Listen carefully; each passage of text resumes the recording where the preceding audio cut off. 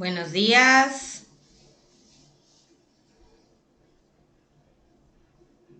Buenos días, maestra. Buenos días, maestra. Buenos días. Maestra. Ok, antes de comenzar la clase de hoy, quiero hacer una aclaración. Ayer estuve checando todo lo que han hecho en Classroom, lo que han hecho en la plataforma.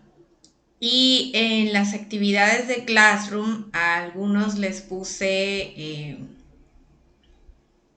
cantidades que realmente no afectan en nada a su calificación. O sea, si alguno me quiere preguntar, ¿por qué saqué eso? No es realmente una calificación. Eso es para que ustedes vean que ya revisé la actividad, que tienen la asistencia de esa actividad y obviamente el que no la entregó pues no tiene asistencia. En lo único que les afecta es en eso, que tienen falta.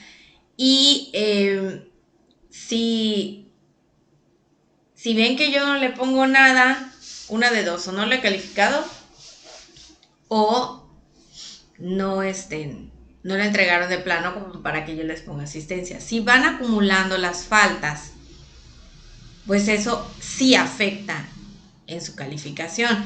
Así que el hecho de que aparezca, por ejemplo, 30 de 100 o un 50, un 60, no quiere decir que hayan hecho algo mal. O sea, bien o mal, esa es la cantidad que yo puse y nada más para que vean que ya lo revisé y que está contando la asistencia de ese día. Nada más. En cuanto a sus actividades de la plataforma, pues lamentablemente están muy mal en cuanto a la entrega todos, porque en la actividad 6, que fueron los diagramas de Venn, solo entregaron 5 personas. Y la actividad 7, que no era tan difícil, solo entregaron 11 personas. Yo no sé qué está pasando con ustedes. No sé si tiene algo que ver que se haya, o sea, que se pongan en la plataforma.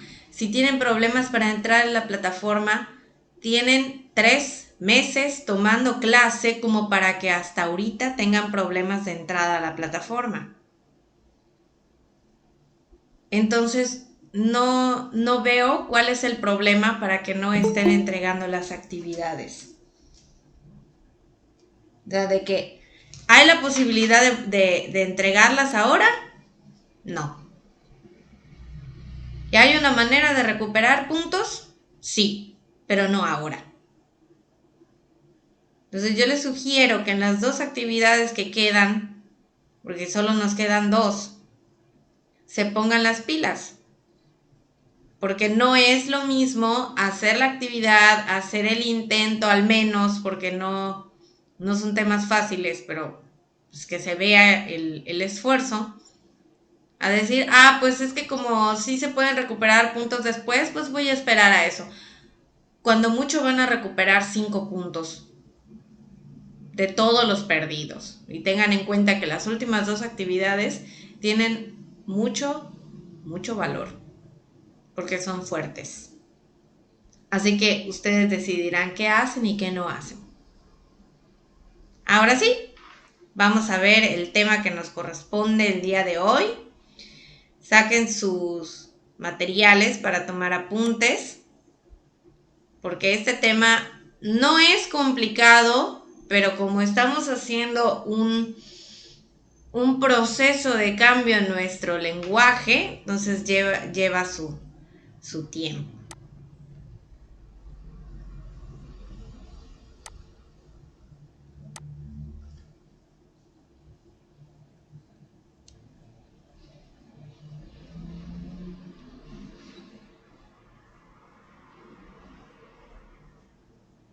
¿Ya lo podemos ver?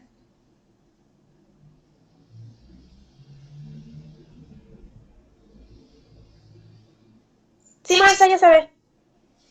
Ok, entonces vamos a comenzar. Lenguaje simbólico. Hemos hablado de esto desde la semana pasada, que nosotros para poder verificar la validez de algún argumento, de algún enunciado que nosotros utilicemos o que alguien nos diga, pues tenemos que cambiar el lenguaje para que sea universal, que todos podamos entender lo mismo y tenga pues esa posibilidad de que lo podamos demostrar. Entonces el lenguaje simbólico es lo que nos va a servir para hacer esto. Al igual que las matemáticas, la física y la química utilizan lenguaje simbólico, nosotros también lo vamos a usar.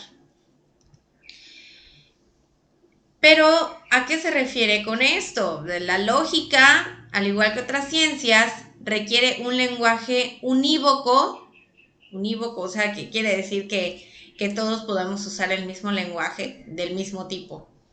Y universal, aplica para todos. Es decir, de un lenguaje simbólico que se caracterice por ser muy preciso o exacto. Al nosotros usar este tipo de lenguaje, podemos determinar con mayor precisión si es verdadera o es falsa alguna proposición, algún enunciado, incluso con argumentos. Nosotros no nos vamos a meter con argumentos, nos vamos a quedar al nivel de proposiciones, pero necesitamos que sea lo más exacto posible para que tengamos toda la confianza de que eso es verdadero o es falso, dependiendo del caso. Los símbolos de la lógica tienen un carácter convencional, pero dentro de un sistema determinado poseen siempre un mismo significado. Incluso en cuanto a los símbolos de los conectivos hay variedad, dependiendo del autor que los mencione. Hay diferentes símbolos, pero significan lo mismo. O sea que no importa el símbolo que utilices, sabemos que ese se refiere a una negación o ese se refiere a una disyunción. El lenguaje de la llamada lógica simbólica tiene como características fundamentales la sencillez, porque pues es bastante simple, a pesar de que nosotros veamos ecuaciones kilométricas, es bastante simple. Ahorita vamos a ver los ejemplos. La claridad, que obviamente al conocer los símbolos, saber qué significa y demás, pues a nosotros nos va a quedar claro qué es, qué tipo de proposición es, no precisamente lo que representan las variables, porque pueden representar cualquier cosa, pero pues sí saber que pues eso es una proposición mínimo. Y la exactitud, que nos quede perfectamente calculado y que sepamos cuándo va a ser verdadero y cuándo va a ser falso. Y para eso nos sirve para las tablas de verdad y que nosotros pues ya tengamos las reglas de cada conectivo bien aprendidas. ¿Cuál es la diferencia entre el lenguaje natural y el lenguaje simbólico? La diferencia es bastante clara. Ejemplos de lenguaje natural. Aquí tengo 5 enunciados normales que dice: los días nublados son tristes, la virtud implica sabiduría, el trabajo es gratificante. Ay. El trabajo es gratificante. Los lunes ni las gallinas ponen. Gracias. Los lunes ni las gallinas ponen gracias. Y hoy es viernes o es sábado. Son oraciones normales que nosotros utilizamos en nuestro día a día. Incluso la número 4 que dice los lunes ni las gallinas ponen, es una expresión que se puede decir de otra manera. Por eso es que se hace lenguaje simbólico. porque hay tantos modismos, regionalismos y expresiones que usamos para la misma cosa que no podemos unificar. Para eso es el lenguaje simbólico. Ejemplos de lenguaje simbólico, tenemos acá la fórmula de la fuerza, que es fuerza es igual a masa por aceleración, y aquí está la traducción. Simplemente con poner las iniciales de cada elemento que conforma la ecuación y los símbolos que normalmente utilizamos para decir que algo es igual a algo, y el de multiplicación, que en este caso es un puntito. El NaCl, esa es la fórmula del cloruro de sodio y lo vemos en química, H2O, fórmula de la molécula del agua. O sea, todo eso es lenguaje simbólico. Desde que veamos estas cositas es lenguaje simbólico. Y el último que marqué con color rojo es lo que nosotros vamos a manejar. Eso que está entre paréntesis, que es una P con un símbolo, o sea, una flechita, una Q, y luego tiene como que una B invertida y una P. Esto es una fórmula de proposición lógica. Esto es lo que nosotros vamos a manejar y que nosotros vamos a usar para nuestras proposiciones. O sea, las proposiciones que nosotros hemos manejado en lenguaje natural se van a convertir en estas ecuaciones. Y ahorita les voy a decir cuál es el procedimiento. Reglas para formular el lenguaje simbólico. Las proposiciones simples se simbolizan con letras minúsculas. Eso lo vimos en el tema pasado, que podemos usar cualquier letra del abecedario empezando por la letra P y minúsculas siempre. Ejemplo, el agua hierve a 100 grados centígrados. Este enunciado completo lo podemos simbolizar mediante la letra minúscula P o cualquier otra letra de las que le siguen en el abecedario. Pero tengan en cuenta que cuando vean P significa una oración simple entera. O sea, una proposición simple, completa. Los conectivos lógicos se simbolizan utilizando los siguientes signos. Aquí lo tengo en orden, ahorita se los voy a poner así más con cada cosa, pero el primero que aparece es el de la negación. Este, que es la B invertida, es el de la conjunción. Una B normal, mayúscula, es el de la disyunción inclusiva. Una B mayúscula, pero con una rayita abajo, es una disyunción exclusiva. Eso indica disyunción exclusiva. La flecha que solo va hacia un lado es para condicional. Y la flecha que va hacia los dos lados, es una bicondicional. Gráficamente se ve así. Ahí estamos viendo, negación, los términos de expresión, no puse todos porque pues quedaría muy grande la tabla, y el signo que le corresponde, que como les dije, cada uno tiene variedad en cuanto a la simbología, pero nosotros vamos a manejar estos para que no nos revolvamos con que pues tiene de 2 a 3 signos cada uno diferentes y ¿cuál usamos? Vamos a usar uno de los tantos que tiene y son estos. Ahí está.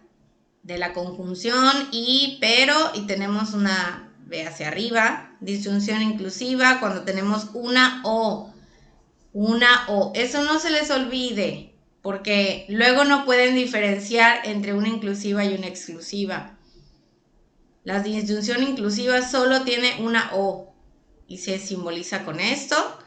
La exclusiva tiene una O al principio y una O en medio. Claro que si la palabra con la que inicia el enunciado, y obviamente cuando iniciamos el enunciado es con una letra mayúscula, y en este caso que la palabra empiece con la letra O, no quiere decir que sea una disyunción exclusiva.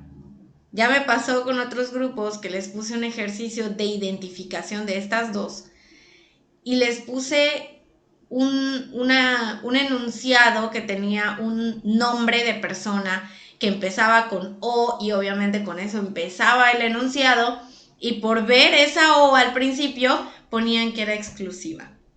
Y no. Para que sea exclusiva tiene que ser la O sola al principio. Y la O, la otra O en medio de las oraciones. Su símbolo, el condicional, tenemos el sí entonces, en este caso, y es la flechita que va hacia la derecha. Y la bicondicional, que es sí y solo sí, con su símbolo de las flechitas que va hacia los dos lados.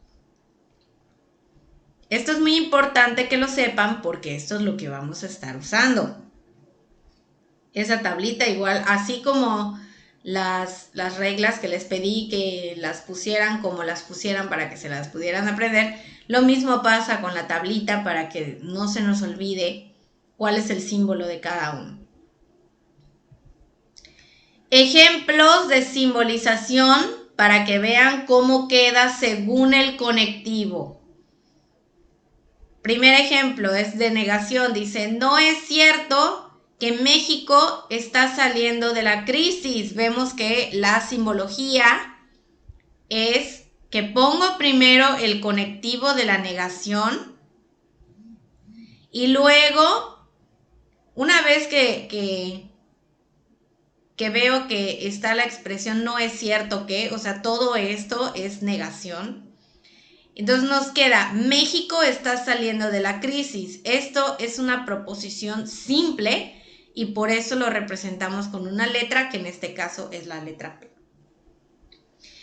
Si México aumenta sus exportaciones, entonces se incrementarán sus divisas. Entonces estamos viendo que es una condicional por el sí entonces, y estamos usando aquí el símbolo de la condicional. Pero vemos que en este caso pues es diferente. Estamos viendo que el símbolo queda en medio de dos letras. ¿Y cómo salen esas dos letras? Pues tengo que ver cuántos enunciados hay. En este caso son dos. Y dice, México aumenta sus exportaciones, es una.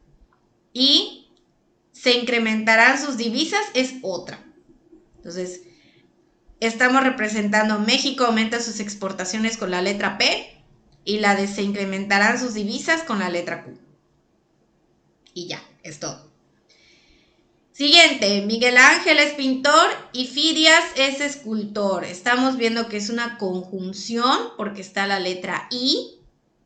Y hacemos lo mismo, vemos cuántos enunciados tiene, hay que desglosar todo el enunciado y vemos que enunciado 1, Miguel Ángel es pintor. Enunciado 2, Fidias es escultor. Y vemos que usamos la letra P y la letra Q para representar a ambas con el símbolo de la conjunción en medio. ¿Octavio Paz es escritor o es poeta? Ese es lo que yo les decía. Estamos iniciando el enunciado con una palabra que empieza con la letra O, pero eso no quiere decir que vaya a ser una disyunción exclusiva. Esa es una disyunción inclusiva, solo tiene una O. La otra O es porque está el nombre de Octavio Paz. Entonces vemos que enunciado 1, Octavio Paz es escritor. Enunciado 2, es poeta. Y lo simbolizamos de esta manera. O son las 7 de la noche o son las 8. Aquí esta sí es exclusiva porque está la O sola. La O sola al principio y la otra O en medio de las proposiciones. Y tengo, son las 7 de la noche, ese es mi enunciado 1, mi proposición 1.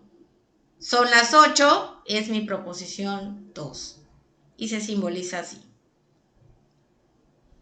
Y el último, que es de bicondicional, que dice, Miguel Ángel es autor de La Piedad sí, solo si Miguel Ángel es escultor.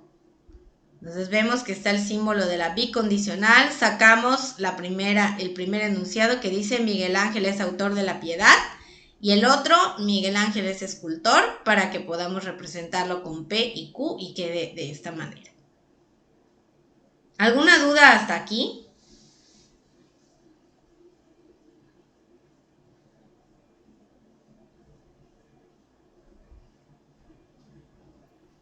Maestra, yo sí tengo una duda. ¿Qué pasó, hijo? No me quedó claro lo de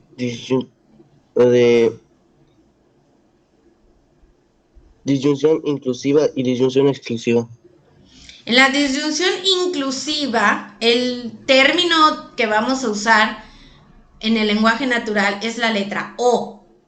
Si yo veo que mi enunciado solo tiene una O en medio de las dos proposiciones que estén ahí, es una disyunción inclusiva. Si yo veo que tiene dos O, una al principio y una en medio de los enunciados, es una disyunción exclusiva. Pero pasa que a veces el enunciado, como en este caso de Octavio Paz, la primera palabra que inicia el enunciado empieza con la letra O. Que inicie con la letra O no te va a decir que sea exclusiva, porque es O de Octavio. ¿Cuántas O tiene esto sin contar la de Octavio, porque es la que le corresponde a la palabra? Una. Lo que la hace inclusiva, ¿no? Exactamente. Ahora, si yo veo a la O al principio y que está solita, como en el caso de la siguiente, que dice o son las 7 de la noche o son las 8. Si yo veo al principio que la O está solita, que no es inicial de ninguna palabra, y veo que hay otra O en medio, entonces es exclusiva. Así identificamos. Obviamente cuando tenemos una inclusiva que no inicia con la letra O sea, que la palabra no inicia con una letra O, pues es más fácil saber que es inclusiva. Pero no podemos confundirnos, hay que prestarle mucha atención a lo que dice, porque si solo vemos, tiene O al principio, pero ni siquiera estamos viendo si es una O sola o es la O de una palabra que empieza con O, pues sí nos vamos a confundir. ¿Quedó más claro o lo vuelvo a explicar? Ya quedó claro, maestra. Excelente, hijo. ¿Alguien tiene alguna otra pregunta antes de seguir avanzando?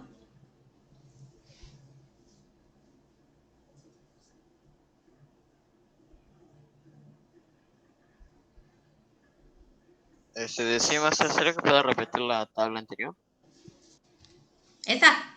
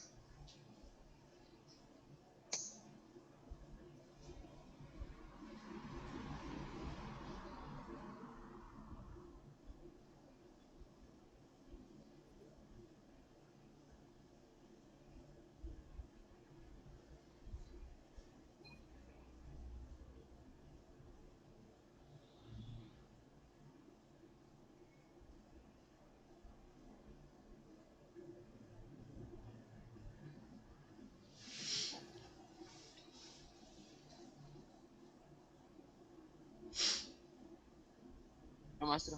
¿Listo?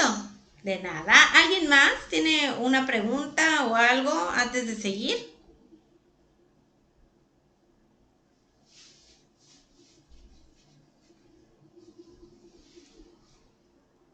Maestra, si la O no está hasta adelante, o sea, si la O es intermedia, ¿qué sería? O sea, si no tuviera las O del principio, si solamente tuviera la O intermedia que separa las proposiciones, ¿qué sería? Inclusiva. Disyunción inclusiva. Tenga o no una palabra que empiece con O, si solo vemos la O del medio, es inclusiva.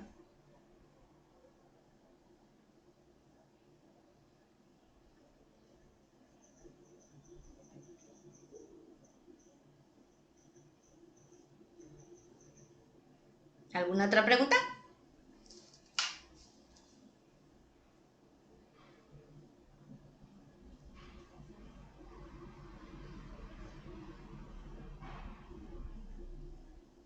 Maestra, ¿qué pasa si las dos O son intermedias? ¿Aún así se vuelve inclusiva? No puede haber dos O intermedia. Estaría en contra de las leyes gramaticales. Necesariamente, o solo hay una, o sí hay dos, pero una está al principio y una en medio. No podemos ponerlas a las dos en medio. Estaría raro.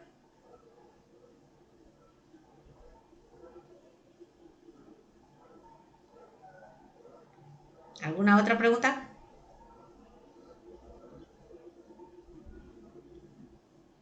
Maestra, la bicondicional es la de hasta abajo. Sí. No, ¿O cuál?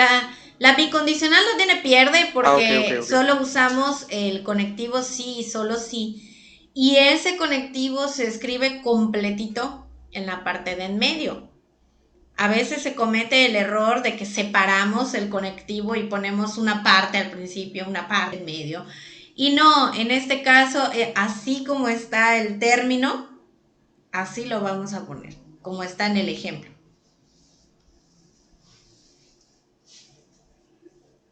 ¿Alguna otra pregunta?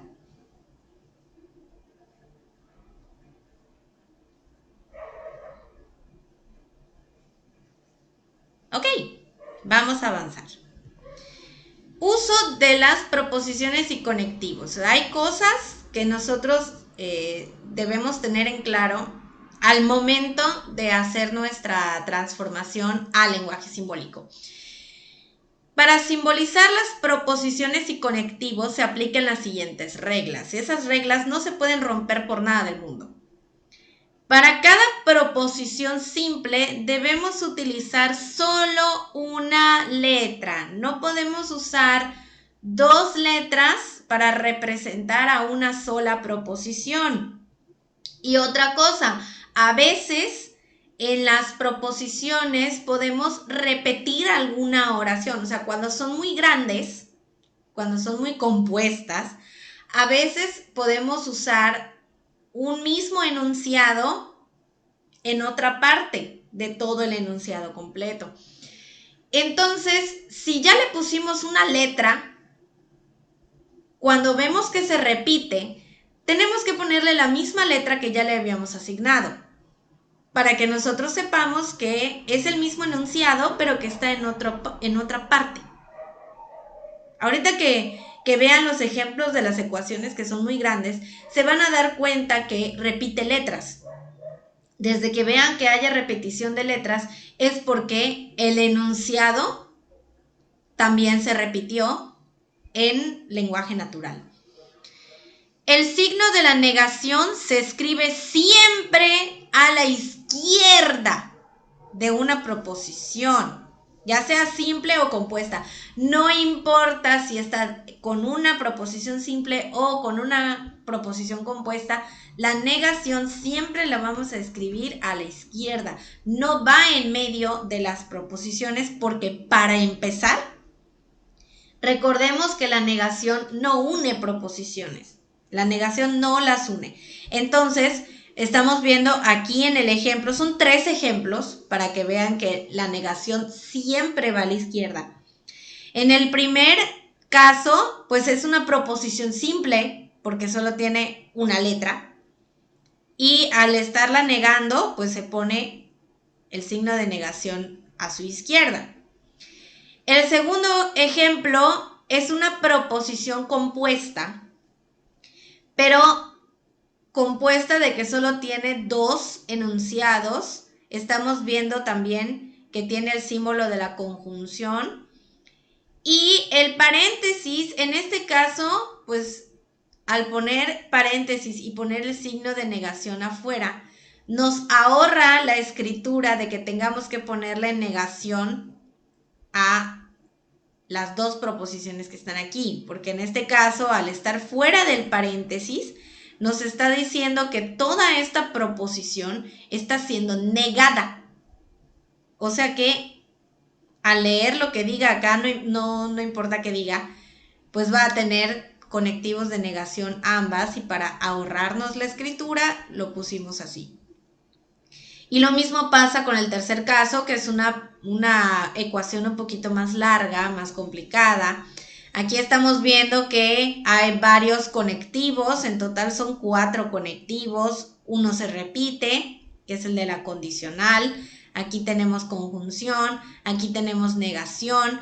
Estamos viendo que hay letras repetidas, o sea que P aquí se repitió por acá. O sea, estos dos son el mismo enunciado. Y Q y R son enunciados diferentes. Y nuestra negación está escrito a la izquierda de todo esto. Quiere decir que todo lo que esté dentro de las llaves se niega. Todo esto está negado. Siguiente regla, los conectivos se escriben siempre entre las letras o proposiciones. En el caso de los conectivos que no son negación, eso sí tienen que ir en medio de proposiciones, ya sea proposiciones simples o compuestas que tengamos que usar algún signo de agrupación, y ahorita vamos a ver eso. Ejemplo, aquí tenemos que son 2 proposiciones y estamos usando un conectivo en medio de ellas. Aquí también, esta es una disyunción inclusiva y estamos viendo que está el conectivo entre las proposiciones. Este ejemplo, que es un poquito más complicado porque tiene varios conectivos, que en este caso son 2 condicionales y una conjunción, estamos viendo que aquí lo que está dentro del paréntesis, pues el conectivo se escribió entre las 2 proposiciones. Aquí, el de la conjunción, vemos que está entre una proposición compuesta y una proposición simple. Y lo mismo pasa con la condicional que está aquí afuera. Está entre una proposición compuesta y una proposición simple. Y siempre va a ser así con los conectivos que no sean negación. Negación siempre a la izquierda. Cualquier otro conectivo siempre en medio de proposiciones. Agrupación de proposiciones. Aquí es donde vemos los signos de agrupación. Nosotros vamos a usar 3 signos de agrupación en este caso. Los signos de agrupación sirven para separar, como en el caso de aquí estamos separando esta de esta, o agrupar proposiciones, que todo lo que quede dentro del signo de agrupación pues sea una proposición. Lo que se hace mediante paréntesis, corchetes y llaves, que se emplean especialmente para estos casos. Por ejemplo, aquí, en el primer caso, no estamos usando signos de agrupación. O sea, es una proposición normal, es una conjunción, por lo que podemos ver. Y no estamos usando nada. En el segundo caso, vemos que hay corchetes y hay paréntesis. Y vemos que el paréntesis, pues es más chico porque se puede incluir dentro de los corchetes, y lo que esté dentro del paréntesis es una proposición. Y lo que está dentro del corchete por completo es una proposición. Digamos que en este caso la proposición entera, que está dividida entre lo que está dentro del paréntesis y lo que está afuera, pero dentro del corchete. Y las llaves. Vemos que las llaves pueden agrupar hasta lo que está en corchete y lo que está en paréntesis.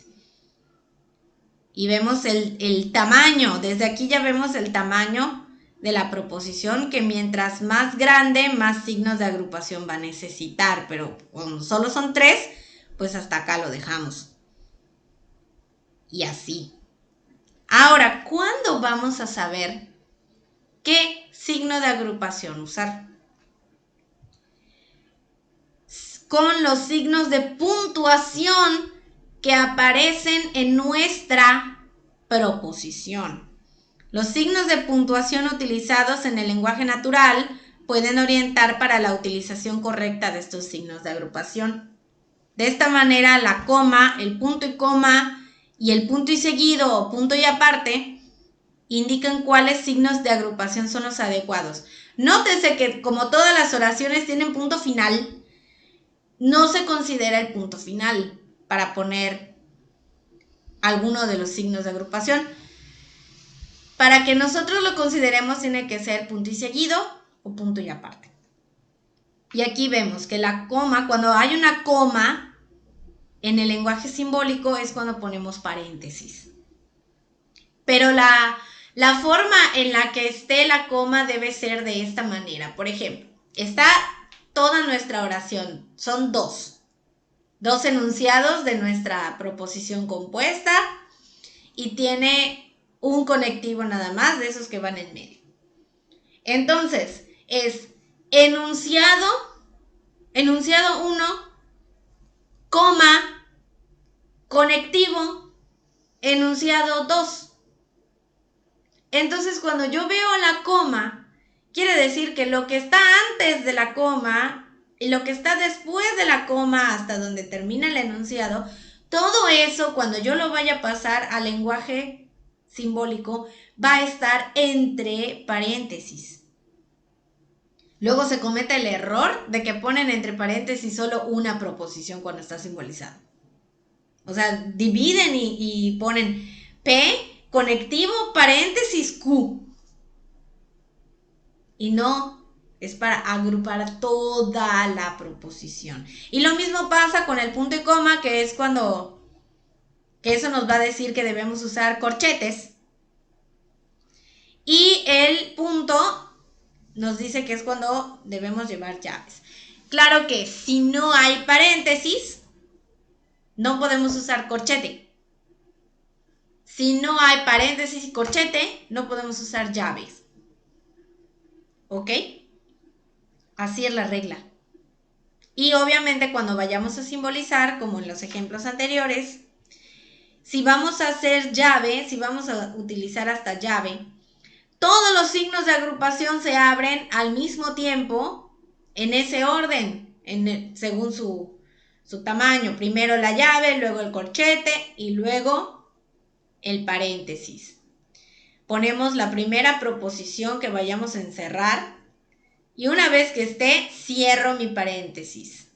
Si voy a continuar, pues es hasta donde llegue para que haya corchete y llegar hasta donde esté la llave. Se abren al mismo tiempo, pero se van cerrando uno por uno en orden contrario. Los signos de agrupación, además de unir o separar proposiciones, tienen la función de determinar cuál es la jerarquía o alcance de cada uno. Es de los que estamos hablando. Las llaves es para encerrar proposiciones grandes, los corchetes para proposiciones medianas y los paréntesis para proposiciones chicas. Al conectivo que tiene mayor alcance dentro de una proposición compuesta se le llama conectivo principal. O sea, cuando vemos que hay una ecuación que tiene varios conectivos, hay uno que es el que determina qué tipo de proposición es. O sea, a pesar de los 20,000 que pueda tener, Hay uno que es el que es más grande, digamos, el que une a toda la ecuación y ese va a ser mi conectivo principal. Ejemplo, aquí en el paréntesis, en el inciso C, ¿cuántos conectivos ven? ¿Cuántos tiene?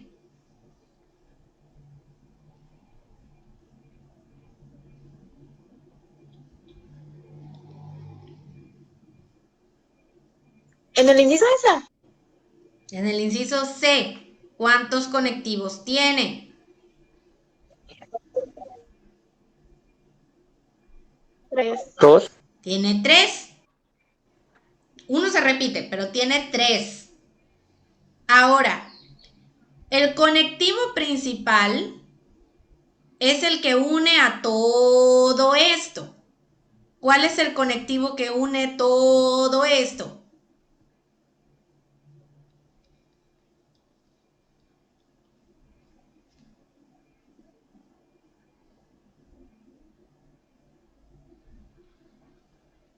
Las llaves. No, las llaves no son conectivos.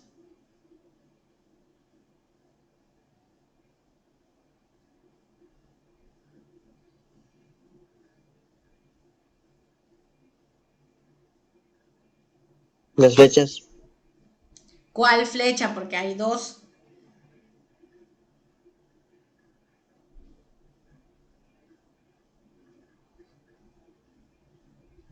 Las que se dirigen a la derecha. Hay 2 flechas así. ¿Cuál es la que une a toda la ecuación?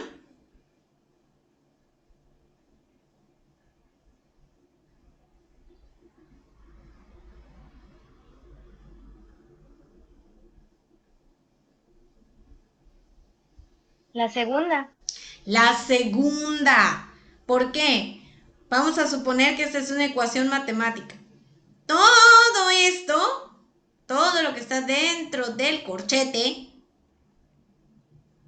es una cantidad, es una operación que digamos que le tenemos que sumar a lo que está acá. Entonces, este es mi conectivo principal, porque es el que se encarga de unir todo lo que está acá. Y al determinar cuál es el conectivo principal, también determina qué tipo de proposición es. Y en este caso, toda la proposición es condicional. Es una proposición condicional. A pesar de que vemos que hay una conjunción aquí, como el de la conjunción no es el conectivo principal, no es una conjunción tampoco. Solo este nos va a decir qué tipo de proposición es. Y también la identificación del conectivo principal nos sirve para las tablas de verdad que vamos a ver la próxima semana. Sabemos que un conectivo tiene mayor dominio en relación con los demás cuando es más independiente de los signos de agrupación. O sea que mientras más afuera esté de un signo de agrupación, más independiente, más grande es. O sea que si yo hubiera continuado la ecuación y que después de las llaves hubiera puesto algo más, un conectivo más con otra proposición, ese conectivo que está afuera sería mi conectivo principal. Cuando aparece el conectivo de la negación junto a cualquier otro conectivo, tendrá menor alcance o jerarquía que cualquiera. A veces nos podemos topar con que, vamos a regresar al ejemplo de acá, que tenemos, por ejemplo, aquí, en la parte de afuera, que está la condicional, pero enseguidita de la condicional aparece una negación.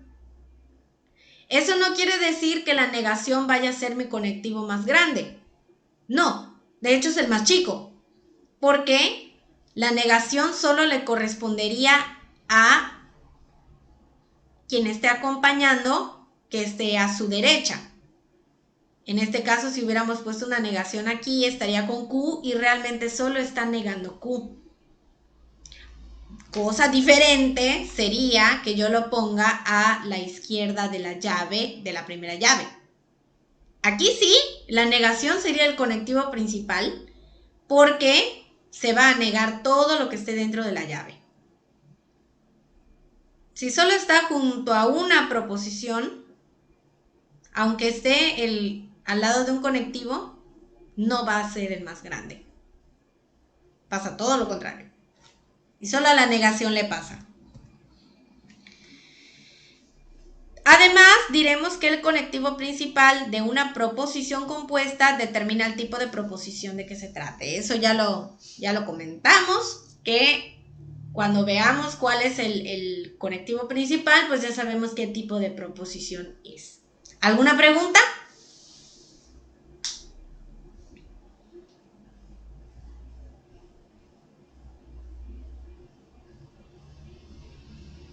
Maestra, en el ejemplo C, dando la preposición más grande, ¿cuál sería?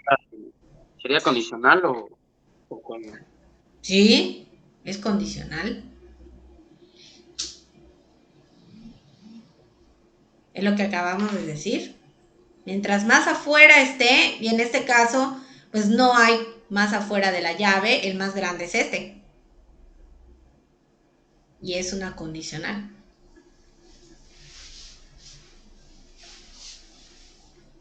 ¿Alguna otra pregunta?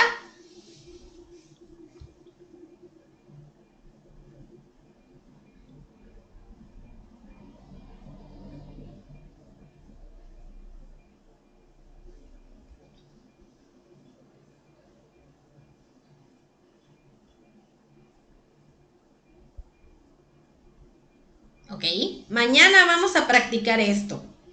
En la sesión en vivo les voy a poner enunciados y ustedes tienen que poco a poco ir simbolizando esos enunciados para ver si esto quedó o no quedó realmente y todas las dudas que en este momento a lo mejor no han surgido, pero pueden surgir, se van a aclarar. ¿Ok? Esta presentación la voy a poner en la plataforma de la escuela para que la puedan descargar. Todavía no está ahí, pero la pretendo poner. Entonces, por hoy, pues ya sería todo. Nada más necesito que repasen para que podamos trabajar mañana, porque si están como si no hubiéramos visto el tema, pues difícilmente vamos a poder avanzar. ¿Ok? Muy bien, chicos. Cuídense mucho y nos vemos hasta mañana.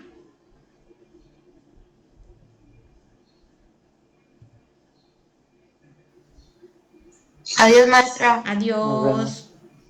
Adiós, maestra. Adiós, maestra. Adiós.